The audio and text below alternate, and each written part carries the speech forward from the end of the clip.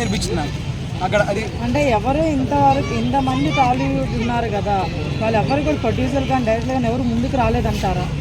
28 కోట్లే కదా వచ్చారు. ఐ నో దట్ ఆల్రెడీ, మీకు తెలియదు అనమాట. వచ్చారు.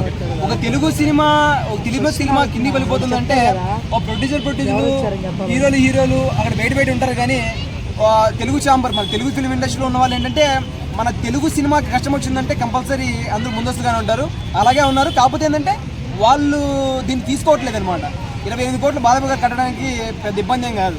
ఆయన చూసుకుంటే ప్రొడ్యూసర్లు కట్టాలి. 200 కోట్లు పెట్టి సినిమా తీసినప్పుడు 28 కోట్లు డబ్బులు కట్టలేరా? అది కాదనమాట. అది మ్యాటర్ కాదు. అక్కడ ఏంటంటే అప్పుడు ఎందుకు కట్టలేదు, ఇప్పుడు ఎందుకు కడతానని చెప్పి స్టోరీ అనమాట. అది అంత మించి గేమ్ లేదు. అంటే ప్రొడక్షన్ ఆఫీస్ చేంజ్ చేద్దామా అంటే అది కాదు. ఎందుకంటే అక్కడ 1 కూడా 14 రీల్సే ఉందన్నమాట. ఇప్పుడు ఇదే ఉంది.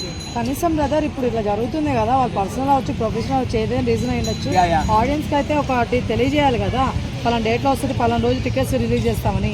అది కూడా చెప్పకుండా కామ్గా ఉంటే ఎంతవరకు తీసుకోవాలి? ఇంతవరకు అది చెప్పాను. ఏంటంటే ఒక ప్రొడక్షన్ ఆఫీస్కి చెప్పేంత పెద్ద వ్యక్తిని అయితే కాదు.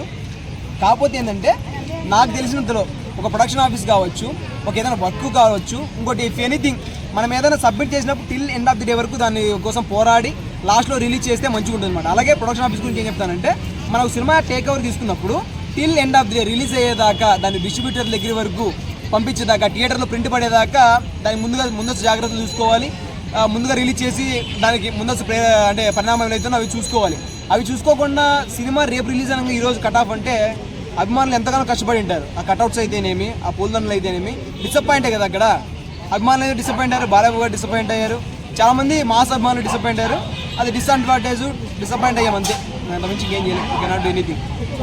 Okay, thank you.